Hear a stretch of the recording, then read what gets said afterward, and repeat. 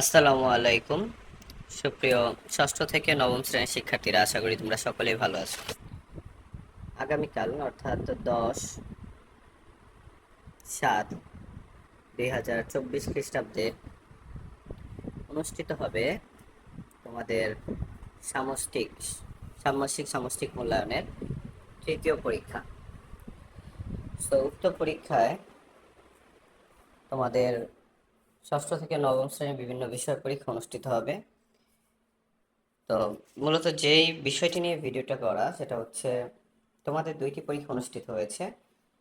একটি হচ্ছে 3 আর একটি হচ্ছে 6 তারিখ।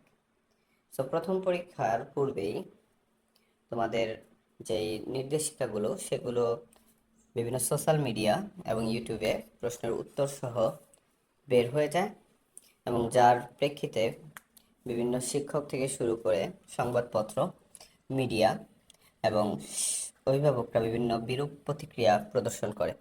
যার পরিপ্রেক্ষিতে 6 তারিখের যে পরীক্ষা, সেই পরীক্ষার প্রশ্নটি যেন বের না হয়, অথবা বের হলে যেন আইডেন্টিফাই করতে পারে কাদের কাছ থেকে বের হয়, সেজন্য প্রশ্নের পেছনে দেখবা যে একটি কি করা হয়, একটি কোড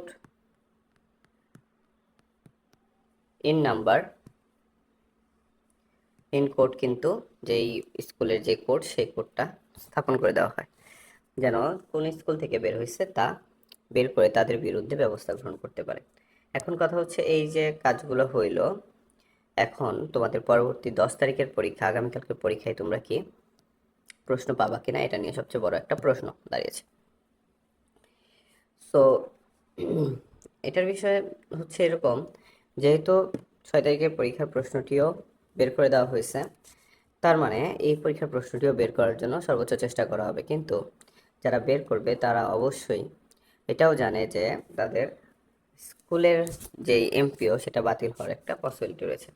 সেই ক্ষেত্রে এই আগামীকালকের পরীক্ষার প্রশ্ন বের হওয়ার চান্স খুব কম, এবং যদি বের হয় সেক্ষেত্রে তোমরা পেয়ে যাবা, এবং আমরাও পিছিয়ে থাকবো না। হয়তো তোমাদেরকে চেষ্টা করব সেগুলো সঠিক সময়ে পৌঁছে দেওয়ার। তবে অবশ্যই তোমাকে এই রানাস টিচিং হোম RTH চ্যানেলটিকে সাবস্ক্রাইব করতে হবে, তাহলে তোমরা পেয়ে যাবে। তাহলে আশা করা যাচ্ছে যে বের হবে, তবে না হওয়ার পসিবিলিটি রয়েছে, তার মানে 50-50 চান্স রয়েছে। তো আশা করি সন্ধ্যার দিকে তোমরা এটা চূড়ান্ত সিদ্ধান্ত পাবে। তো আজকের মতো আল্লাহ হাফেজ, সবাই সুস্থ থাকো, ভালো থাকো, আসসালামু আলাইকুম।